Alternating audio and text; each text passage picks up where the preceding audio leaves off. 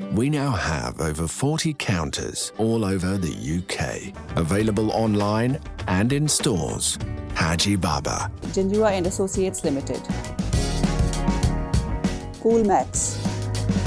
बिस्मिल्लाहिर्रहमानिर्रहीम। अस्सलाम वालेकुम नाज़रीन, समीना खान आपके सामने हाजिर एक और वीडियो के साथ। आज के प्रोग्राम में मैं बात करूंगी नवाज शरीफ की वो तकरीर जिसने पाकिस्तान में कोहराम मचा दिया। बहुत से लोगों का कहना है कि नवाज शरीफ का सियासी करियर खत्म हो गया, लेकिन कुछ लोगों का कहना यह है कि उनके सियासी करियर का आगाज हुआ है।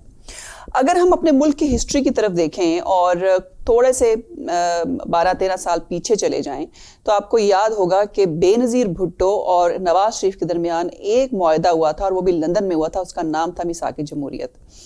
उस मुआहदे के बाद उन्होंने फैसला किया था कि वो डेमोक्रेसी के लिए दोनों मिलकर जंग करेंगे और पाकिस्तान वापस जाएंगे और अपनी सियासत का आगाज़ करेंगे।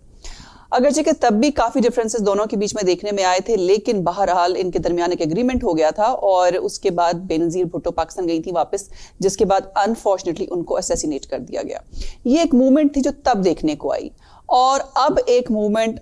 देखने को आ रही है कि जो तकरीबन 11 अपोजिशन जमातों का इजलास हुआ है और ये APC हुई है। इस APC के बाद एक मुश्तरका करारदाद भी पास हुई है जिसका कि ऐलान जो है मौलाना फजल रहमान ने किया और उसमें उन्होंने ये कहा कि अक्टूबर से जो हड़तालें हैं उनका आगाज़ शुरू होगा, उसके बाद जनवरी से मुल्क गिर सियासी एहतजाज शुरू करेंगे और वो एहतजाज इस हुकूमत को ख़त्म करने के लिए होगा या नया इंतखाब हो और जमहूरियत को बहाल करने के लिए एक जंग होगी। मैंने ये रिलेशन इसलिए रिलेट नहीं किया है इन दोनों इवेंट्स को, मिसाक जमहूरियत को या APC जब हुई है इन अपोजिशन जमातों के दरमियान। सिर्फ एक रेलेवेंसी दिखाने का मकसद ये है कि और बताने का मकसद ये है कि दोनों बातें और दोनों जो एक हम इवेंट्स हमारे सामने आए हैं कुछ इनके अंदर रेलेवेंसी इस हवाले से है कि एक मरतबा फिर इस्टेब्लिशमेंट को ये बताया गया है कि तमाम सियासी जमातें आपके खिलाफ खड़ी हैं, लेकिन एक फ़र्क है इस मरतबा और वो ये है कि इमरान खान को ये बताया गया, बल्कि एक सियासी हुकूमत को ये बताया गया कि जंग आपके खिलाफ नहीं है बल्कि उनके खिलाफ है जो आपको लेकर आए। ये एक ऐसा पॉइंट था जिस पर बहुत से लोग ये कह रहे हैं कि शायद नवाज शरीफ ने अपने हाथों से अपनी सियासत का गला घोंट दिया और बिल्कुल ख़त्म कर दिया, उनका सियासी करियर ख़त्म हो गया। मैं आज की वीडियो में आपको ये बताऊंगी कुछ ऐसे पॉइंट्स जिनका थोड़ा सा आपको मैं इवेंट्स के साथ उसको का रिलेशनशिप करके आपको बताऊंगी कि जो पॉइंट नवाज शरीफ ने रेज किया उसके पीछे क्या हकाइक थे। और ये भी आज के प्रोग्राम में आपको बताऊंगी कि बहुत से लोग ये सोच रहे हैं कि नवाज शरीफ की इस तकरीर के पीछे हाथ किसका है, किसने नवाज शरीफ को ये तकरीर करने का कहा और अपना जो सोशल मीडिया का आगाज़ किया नवाज शरीफ ने उसकी वजह क्या है। नवाज शरीफ ने अपना YouTube चैनल लॉन्च किया और उसके साथ साथ ट्विटर अकाउंट लॉन्च किया। जैसे ही उन्होंने ये अपने सोशल मीडिया अकाउंट्स को लॉन्च किया, ट्विटर पे उनके 93,000 फॉलोअर्स हो चुके थे और यूट्यूब पे भी उनको एक मैसिव फॉलोइंग मिली। लेकिन शेख रशीद की राय में वो ये समझते हैं कि मैं जो प्रोग्राम करता हूँ उसकी जो रेटिंग होती है उससे भी कम नवाज शरीफ के उस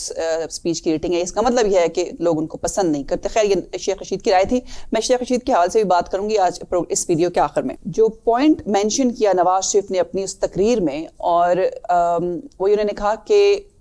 यूसुफ रजा गिलानी जो कि प्राइम मिनिस्टर थे पीपल्स पार्टी के दौर में, उन्होंने एक मरतबा ये कहा था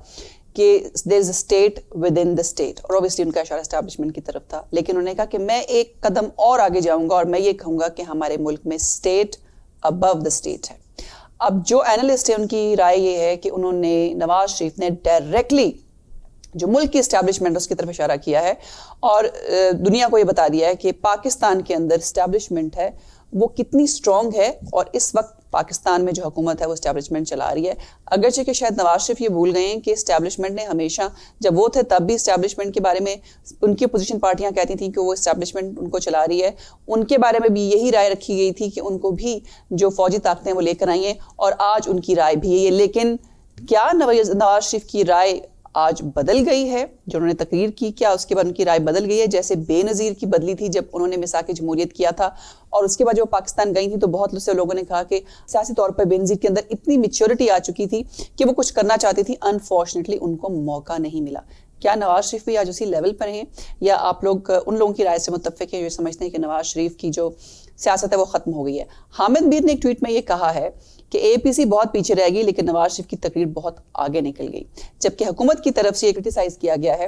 کہ انہوں نے سزا بھی کاٹی ہے، بلکہ کاٹ رہے تھے جب وہ لندن آئے اپنے علاج کے لیے، اور بہت سے کیسز جو ہیں وہ بھی موجود ہیں۔ ایسی صورت میں ایک مجرم کا سوشل میڈیا پہ آ کر قوم سے خطاب کرنا نہیں بنتا، اور ملک کے اندر پیمرا کو یہ کہا گیا کہ کچھ تبدیلیاں لائیں اور اس حوالے سے کچھ دیکھیں کہ کیوں ان کا خطاب دکھایا گیا، بلکہ کچھ جو چینلز ہیں انہوں نے ان کا جو خطاب دکھایا ہے اس کے خلاف بھی کوئی کارروائی کی جائے گی، لیکن ملک کا جو پیمرا کا جو سوشل میڈیا کے حوالے سے کوڈ آف کنڈکٹ ہے الیکٹرانک میڈیا کے حوالے سے 2015 کا، اس میں ایسا کچھ مینشن نہیں ہے، کہیں ایسا ذکر نہیں ہے کہ ایک مجرم جو سزا یافتہ ہو یا سزا کاٹ رہا ہو وہ اس کا موقف ٹی وی پہ دکھایا جا سکتا ہے، لیکن کرنٹ گورنمنٹ جو اس حوالے سے کچھ کرنے والی ہے، ہم دیکھیں گے کہ کچھ دنوں میں پتہ چل جائے گا انہوں نے کیا کیا ہے۔ ایک تو یہ پوائنٹ تھا جو میں ریز کرنا چاہتی تھی۔ دوسرا انہوں نے مینشن کیا جنرل عاصم سلیم باجوہ کا جو کرپشن سکینڈل تھا اس کو انہوں نے مینشن کیا، اور انہوں نے یہ کہا کہ ان کی کرپشن کا جب کیس سامنے آیا اور پتہ چلا کہ امریکہ میں انہوں نے کتنے ملین کروڑوں ڈالر کا کی ان کی انویسٹمنٹ ہے، نہ تو نیب نے کوئی ایکشن لیا، نہ ان کے خلاف کسی قسم کی کوئی مانیٹرنگ جج سامنے آیا، اور نہ ہی کوئی JIT بنی، جو ایکسپیکٹ نہیں کیا جا رہا تھا کہ نواز شریف اس بات کو کہیں گے۔ انہوں نے ایک بات اور بڑی انٹرسٹنگ کی، انہوں نے کہا کہ ان کو بچانے کے لیے SECP کے جو ریکارڈز تھے اس میں بھی تبدیلی کی گئی۔ اب آپ کو یاد ہوگا، اور میں نے یہ پروگرام بھی کیا تھا، کہ ساجد گوندل جو کہ جرنلسٹ ہیں لیکن وہ جوائنٹ ڈائریکٹر بھی ہیں securities and exchange commission of Pakistan کے، SCCP کے جوائنٹ ڈائریکٹر ہیں، ان کو 3 سپٹمبر کو وہ غائب ہو گئے تھے، ان کا پتہ نہیں چل رہا تھا، اور 5 دن کے بعد 8 سپٹمبر کو واپس آ گئے۔ پھر نے ٹویٹ کیا کہ وہ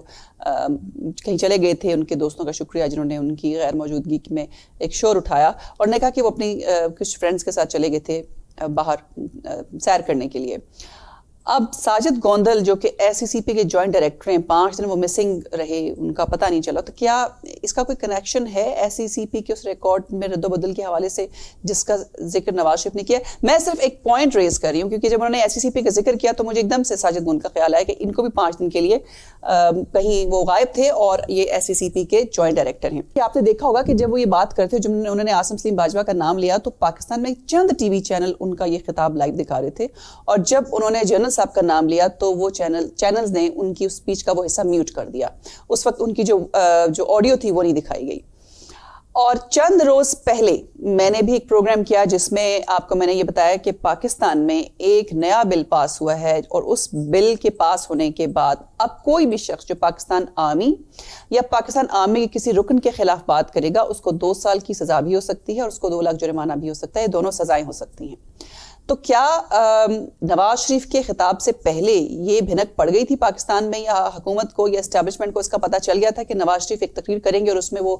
مینشن کریں گے یا فوج کے حوالے سے بات کریں گے تو فوراً سے پہلے یہ بل پاس کروا دیا جائے؟ اور نواز شریف نے پھر اس کا ذکر بھی کیا۔ اور پھر میں یہی کہوں گی کہ میں یہ ایک بات بڑے وثوق سے نہیں کہہ رہی، صرف ایک پوائنٹ ہے جو ریز ہوا جب انہوں نے یہ بات کی تو مجھے ذہن میں آیا کہ کیا واقعی اس لیے یہ بل پاس کیا گیا اور اتنی جلدی یہ بل پاس کیا گیا؟ APC سے چند روز پہلے جو بات کھل کے آ گئی ہے کہ اپوزیشن پارٹیوں کا آرمی کے ساتھ اور جنرل باجوہ کے ساتھ اور ISI کے ساتھ ایک میٹنگ ہوئی تھی جس میں ان کی کچھ ڈسکشن ہوئی تھی۔ اب مجھے نہیں پتا کہ وہ ڈسکشن اس کا نتیجہ کیا نکلا، کیا بلاول کی اس ملاقات کے بعد وہ سیٹسفائیڈ تھے یا نہیں، اور اگر سیٹسفائیڈ تھے تو پھر بھی APC ہوئی، یہ معاملہ کیا ہے یا وہ جانتے ہیں، لیکن البتہ اب کھل کے باتیں باہر آ رہی ہیں کہ ان کی جو ملاقات ہوئی اس میں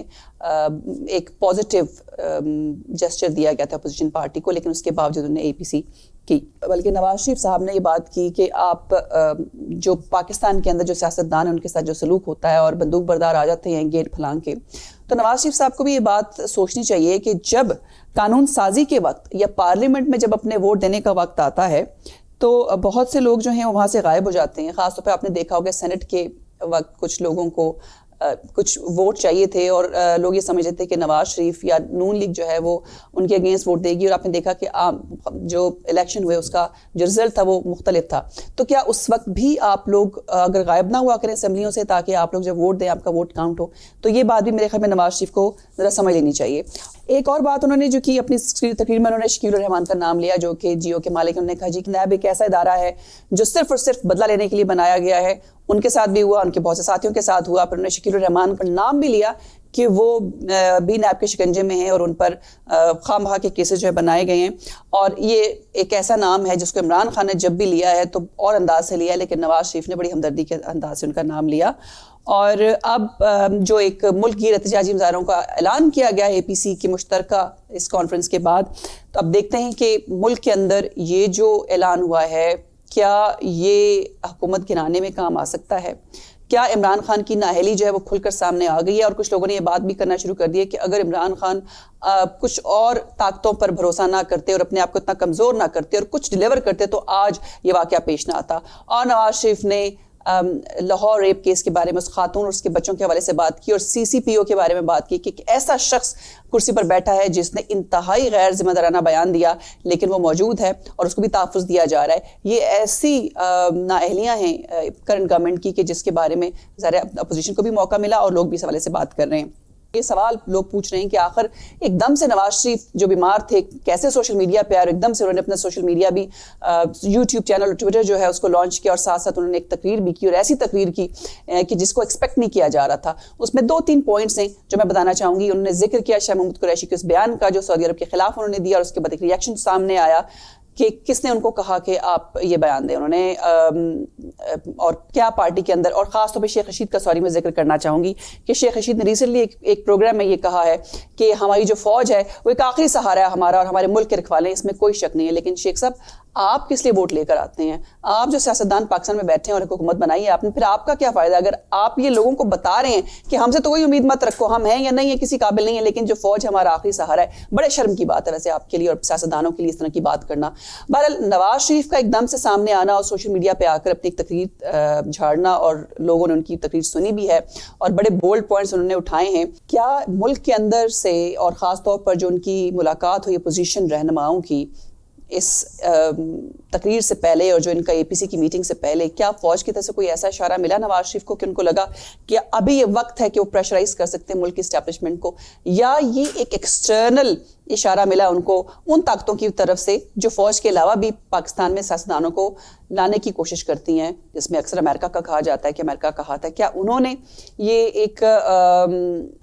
اشارہ دیا ان کو کہ آپ اب اس قسم کی کوئی کارروائی ڈالیں, اور کیا اب نواز شریف جو ہیں واپس پاکستان جائیں گے یا تیار ہیں پاکستان جانے کے لیے؟ کوئی ایسا سینیریو ڈیولپ ہو سکتا ہے کیونکہ 11 اپوزیشن جماعتیں اگر مل کر ایک حکمت عملی طے کرتی ہیں, اور اگر ان کو صرف ہزاروں کارکن بھی سڑکوں پر آ جائیں, کرنٹ گورنمنٹ کے لیے کام کرنا آسان ہوگا یا مشکل ہوگا؟ یہ کچھ پوائنٹس تھے جو میرے ذہن میں تھے, میں نے کہا آپ کے ساتھ شیئر کروں اور آپ بھی اس حوالے سے سوچیں اور پروگرام میں ضرور اپنے کامنٹس کے ذریعے شامل ہوں. اگر یہ ویڈیو آپ کو پسند آئی ہے تو اس کو لائک اور شیئر ضرور کریں اور میرے چینل سبسکرائب کریں تاکہ آپ کو مزید پروگرامز کے نوٹیفیکیشن ملتے رہیں. یہ تھا آج کا پروگرام, پھر ملیں گے. اللہ حافظ.